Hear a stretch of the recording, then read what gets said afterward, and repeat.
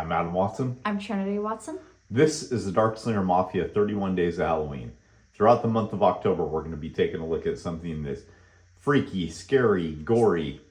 Super gory in this case. Vampiric in this case. Chronicles of Van Helsing. So this is a Darkslinger property.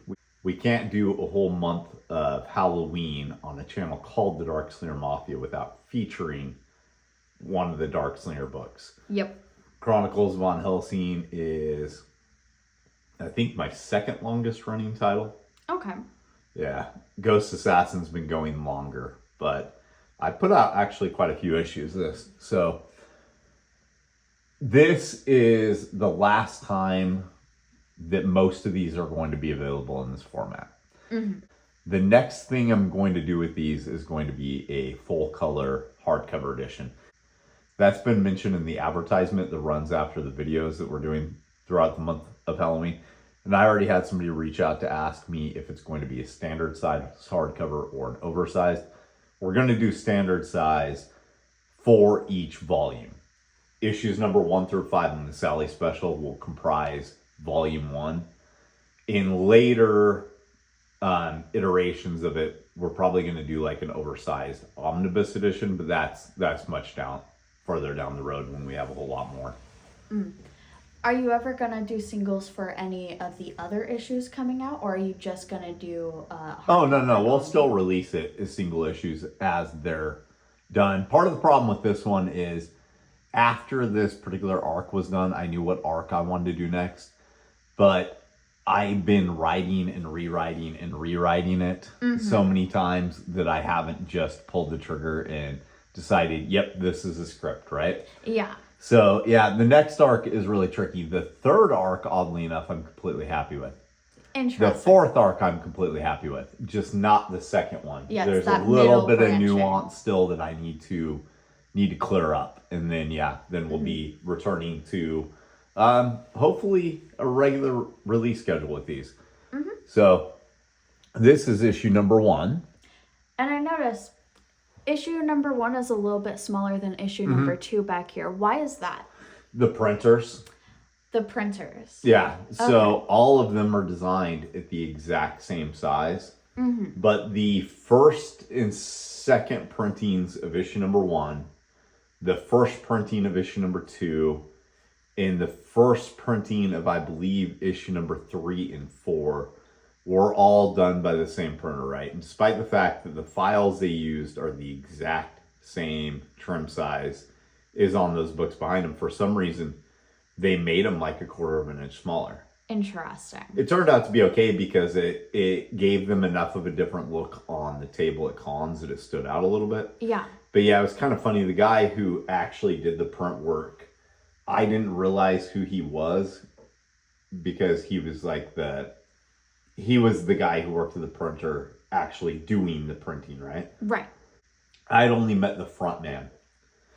He came up at a con and was looking through them, and we had the next issue out at that point that they weren't who printed. Okay. And he's comparing the size, just keeps going, uh-oh, and nobody had ever really mentioned it before, right? Yeah. And I'm like, oh yeah, the printer for some reason prints at this size. And he's like, well, it's the size they were submitted at. I'm like, no, it wasn't.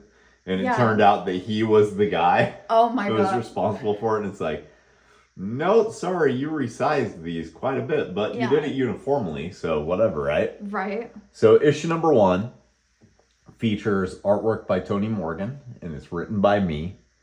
The sub-heading for this one is Jeannie Marie, who's the main character from the Chronicles and that. So each issue of the Chronicles of Van Helsing tells a tale set somewhere in the mythology of the Van Helsing family. Yeah. The main 3 that these particular issues deal with are Jeannie Marie and her grandsons, Robert and Ezekiel.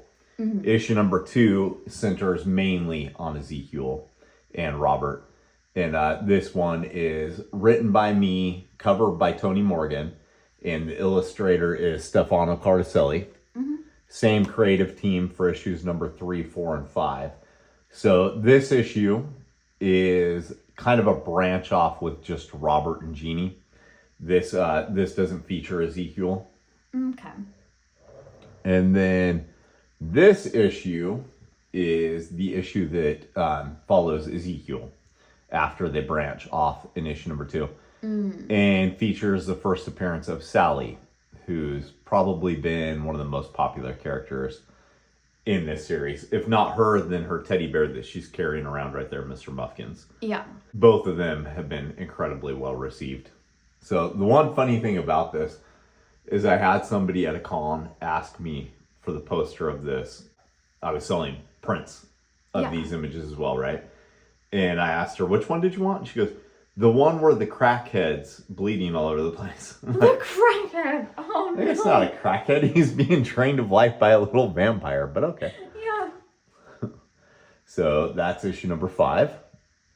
And that one is actually part of the tattoo on my arm. Nice. Yeah. And then the little mini comic in front is the Sally special that features Jeannie Marie Van Helsing as the main character. And the Sally special features writing by me, artwork by Joel Kotajar, who is probably most recognizable to Darkslinger fans as the artist on Ghost Assassin, and a cover by Alan Bennett that's done completely in scratchboard. I actually own the original to that piece. It's pretty cool in real life. It's super cool.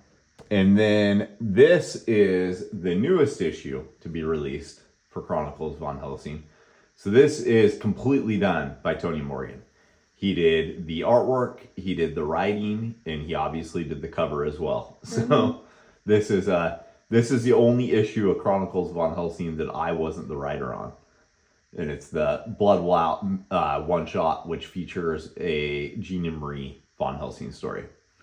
So let's take a closer look at one of these issues. Which one of them would you like to take a look at? I'm kind of torn between number 1 and Sally. All right, let's take a look at both of those. All right. Chapter 1, Jeannie Marie. This is probably one of my favorite images Tony has ever painted. We even have a wood plaque, I guess you'd call it. Yeah. Version of it hanging on the wall at the Comics Mainstream Warehouse. A real quick question I have. So the font on this, right? Uh-huh. The font on it is different on the Sally special and on issue 2. Is there a specific reason for that or not? You mean the font with the chapter 1, Jeannie Marie, or With you mean the font? Like all of it. Oh, all of the font. When Tony did the design of the logo, he gave me several different options. Without looking it up, I don't know how many different iterations of the logo there is, but I think there's like 12. Okay. So I use different logos just depending on how I think it should look on the cover. He did all of the lettering for this and the interior of it. Yeah. With the Sally special, I'm the one who laid it all out. So yeah, this is all Tony stylization here. But yes, the actual Chronicles logo was completely designed by him. Okay. But he designed quite a few different versions of it. Okay, let's go ahead and crack it open.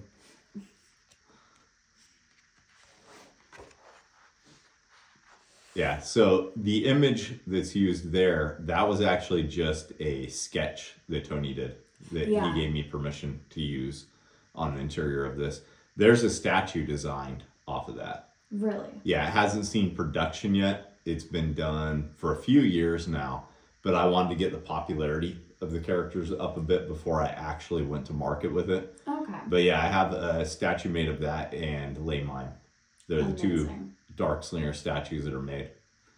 So I'm not sure what this weapon is that Jeannie has, but I love that thing. And then this is actually a page I didn't write. Really? Yeah, this was a Tony add-on. So that explains the rabbit. Yeah, Tony knows everything about rabbits, doesn't he? But yeah, the way that he did the credits, I just absolutely love that.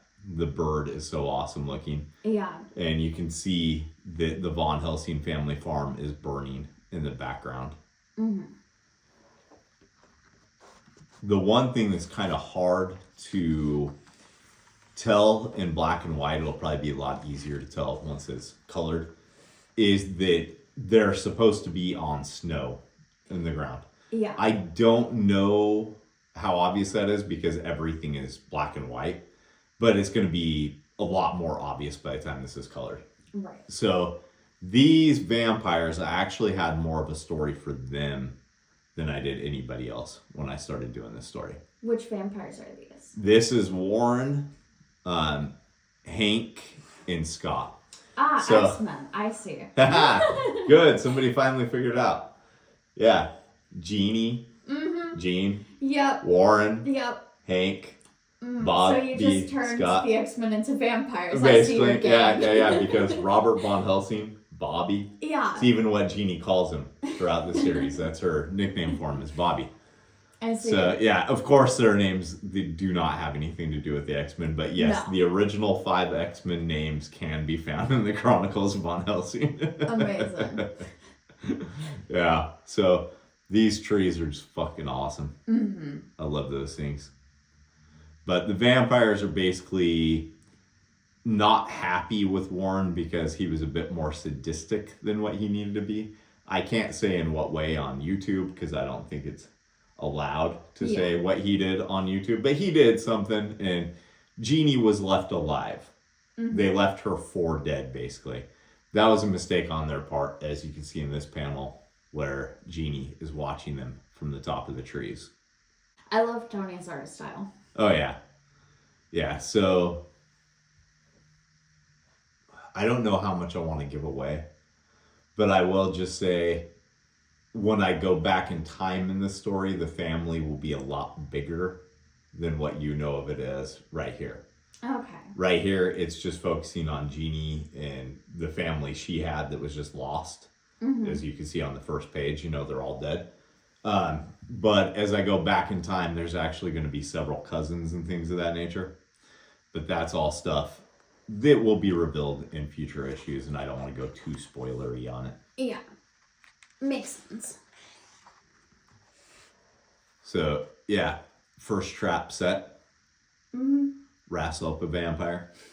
One of the things that I thought was kind of funny in this is that somebody who reviewed it had complained that I have Warren talking in the beginning about how they need to get a few hours of sleep before the sun goes up, right? Yeah.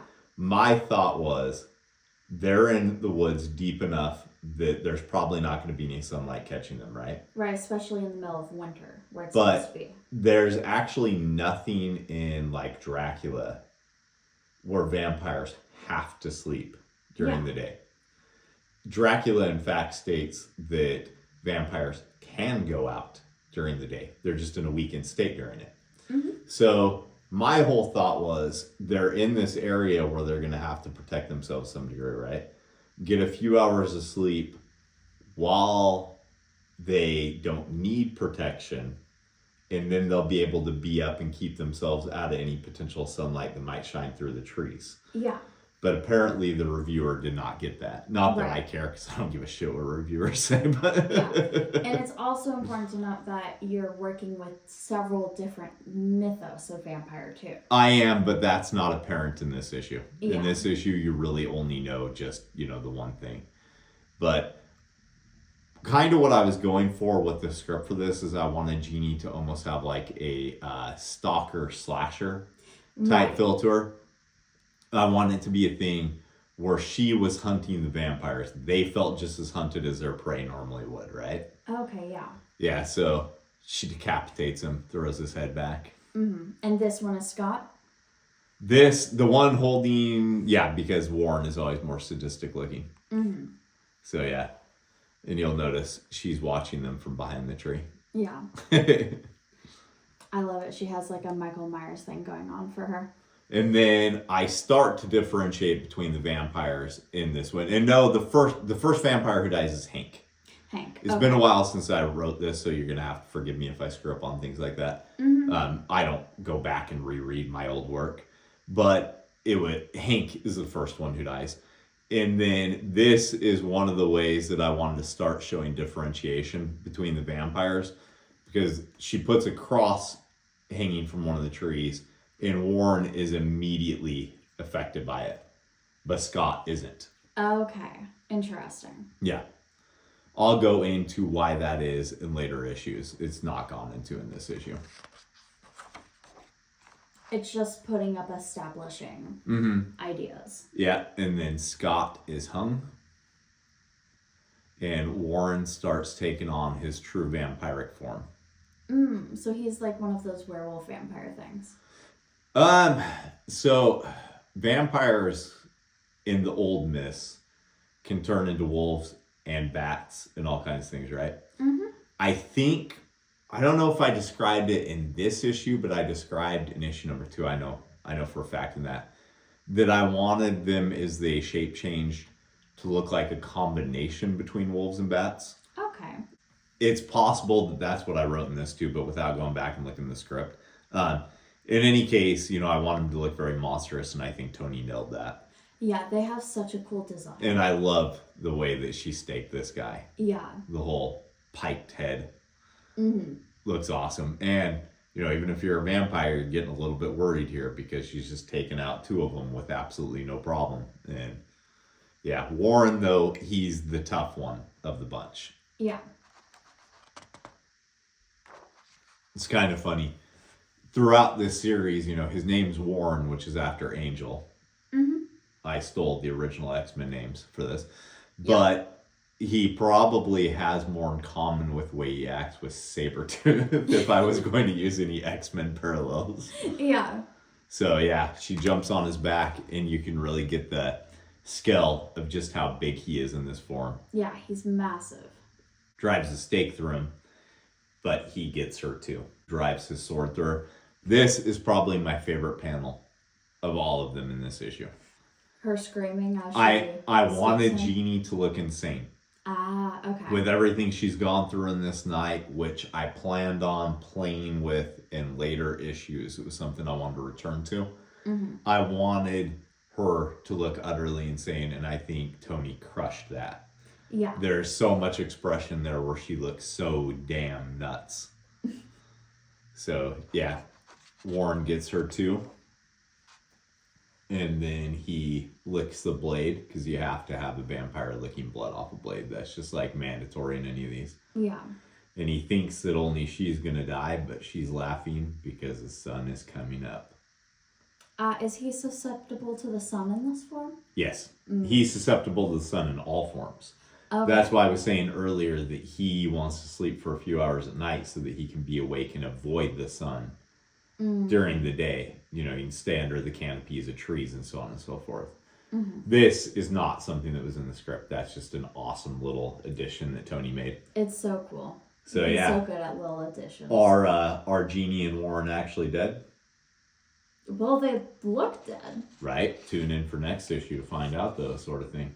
Ah. So yeah, then we got an ad for Who Will Save the World, and an ad of Chronicles number 2 through 5 being available because those were out when the second printing of this came out. This is the second printing.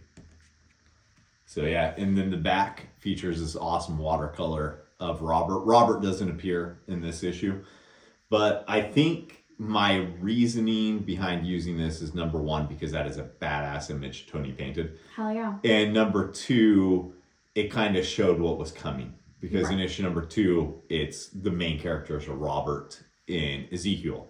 In issue number 2, though, the series is moved forward by, I think, 4 decades. I think there's 4 decades between this one, maybe even 5.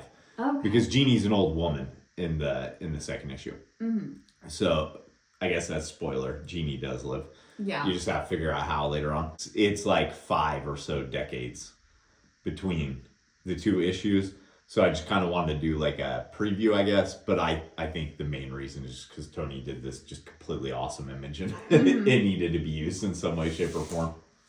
How come the cover price is $3 flat instead of having a $99 at the end? Like $2.99 or $3.99? I could have done $2.99, but my main thoughts were when I did this was something that my primary sales mechanism at this time was conventions. Okay. So every time somebody asks you what the price is on something at a con, you don't say $2.99. You just say flat $3, right? Yeah. If this had been the full 32-page story, it would be $3.99. But each one of the Chronicles issues is a varying lengths. So I didn't want to do $3.99 for less pages. I saved the $3.99 for issue number 5, which is the longest of the 5 issues. Okay. All right, and how come this one is so short? So the reason that they're varying lengths is because issue number 1 through 5 were actually written to be a graphic novel.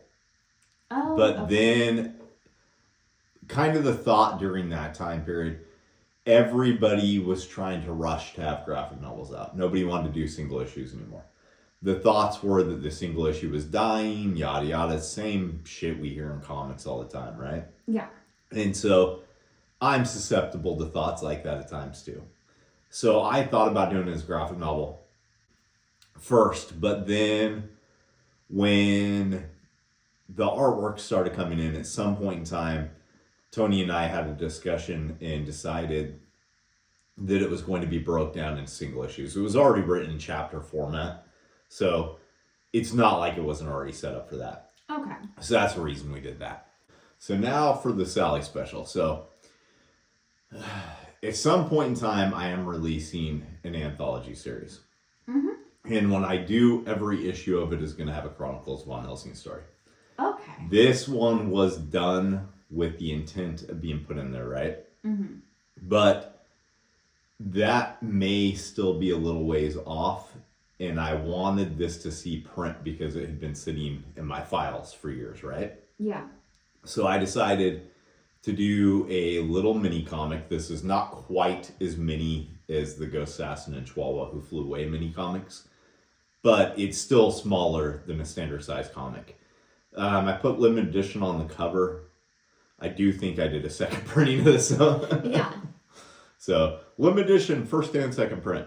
The cover, scratchboard piece, that wasn't done specifically to be a cover of this. I had commissioned Alan to do a scratchboard of Mr. Muffkins based off of a real teddy bear that your mom made. Yeah. Just because I just wanted to see how it looked in scratchboard. It was a print for the longest time, and then we ended up using it as a cover for this because it's Sally, and Sally is synonymous with Mr. Muffkins. Yeah. So let's go ahead and open this one up.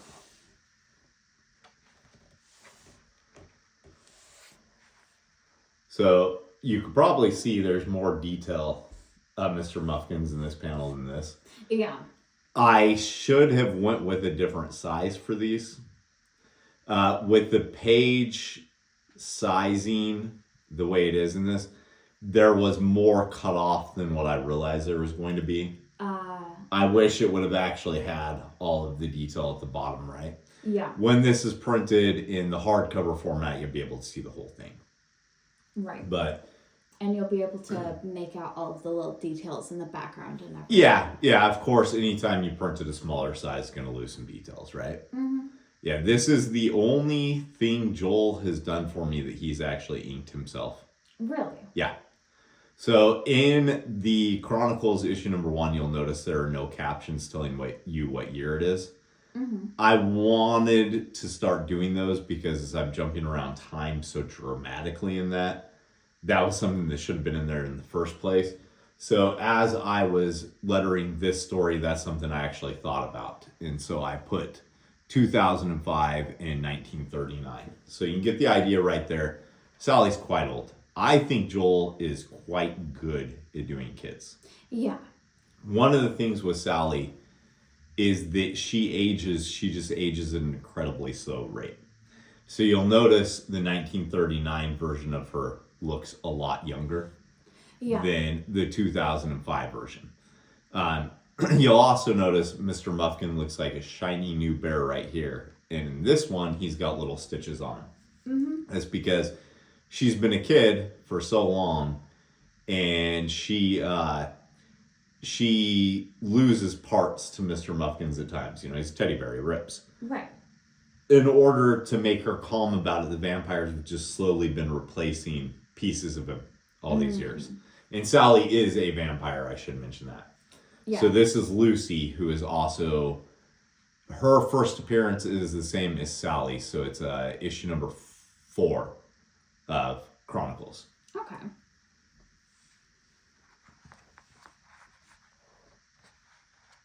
Oh my god, I can't.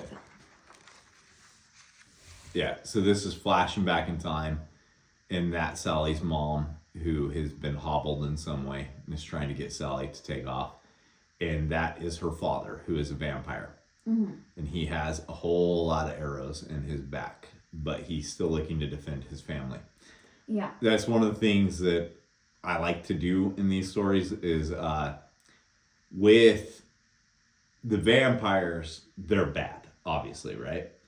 I kind of wanted people to leave with the question at times if the Van Helsings weren't just as bad, right? Right. So, you know, the hunters are basically just as bad, right? Yeah, this is Jeannie, right? This is Jeannie. Jeannie's featured in silhouette right there, and she's the one who has put all the arrows in this guy's back. Yeah. He has a name, but without looking at my script, I can't tell you what it is because I don't remember at this point. But yeah. So she's standing over him, raises her axe, and then this is blood that just splashes all over Sally's mom's face. Yeah.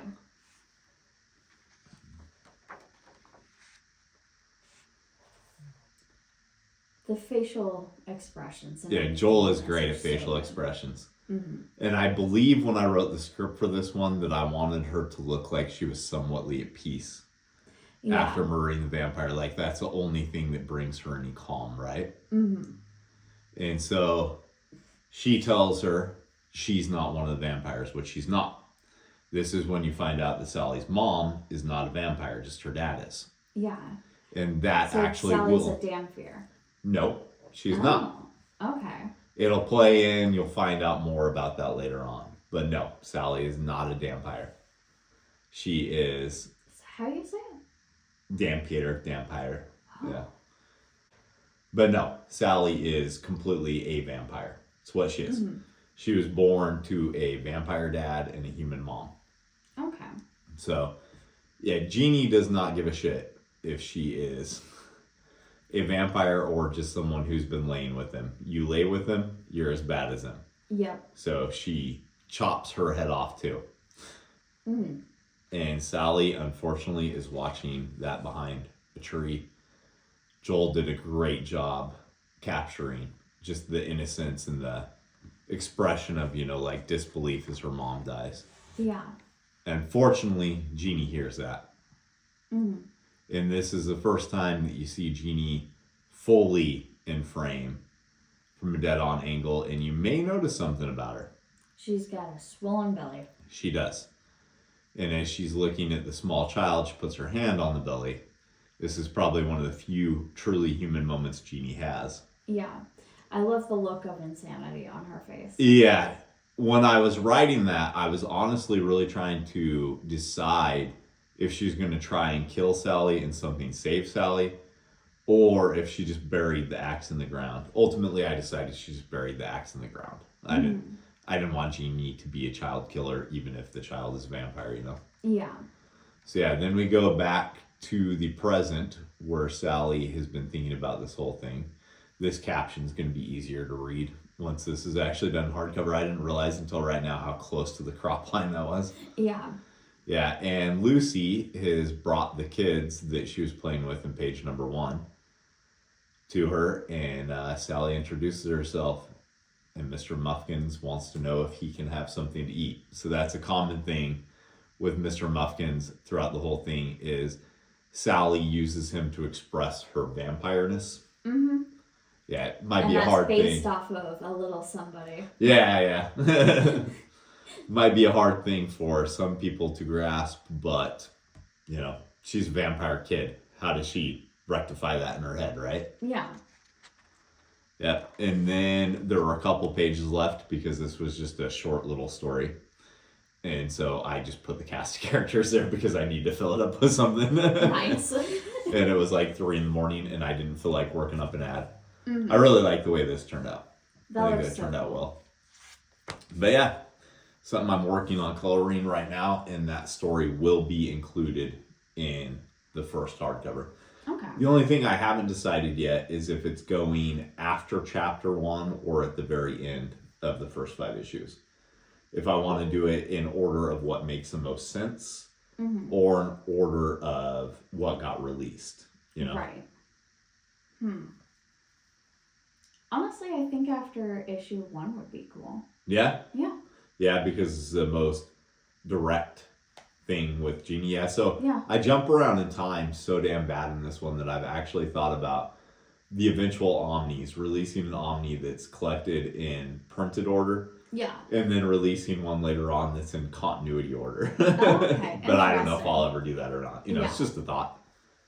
So, yeah. You got anything else? Nope. Let's go make some comics. Looking for something to read this Halloween season? Darkslinger Comics has you covered. Check out Ghost Assassin, a supernatural crime comic. Issue number 1 is currently available in a color edition as well as a limited edition black and white raw copy that features Joel Kotajar's pencils and the lettering only. There's also a raw edition available for issue number 2. We're currently completing the inks and coloring stages on issue number 2. Can't wait to read it? You can pick up the A story in the cards as a mini comic. Issue number 3 is also available in the raw edition. Vampires more your thing? Check out Chronicles of Van Helsing. This story features the world's oldest blood feud, the Van Helsings versus vampire kind. Issue number 1, 2, 3, 4, 5 are all available, as well as the Sally mini comic and the newest addition to the Chronicles of Van Helsing lineup, Blood Will Out by Tony Morgan. This is the last time Chronicles of Van Helsing issues number 1 through 5 in the Sally special will be offered in this format. We're almost sold out of the remaining copies. The next time it sees print is going to be as a colored edition hardcover. Vampires and supernatural crime not your thing? Check out Who Will Save the World. All of these issues are available online on Darkslinger.com, on our eBay store. You can order digital editions through our Patreon. Most of the comics mainstream spinner racks have these titles in stock as well. Are you a retailer and you're interested in stocking Darkslinger products? Get a hold of Comics Mainstream. Comics Mainstream is the exclusive distributor for Darkslinger Comics.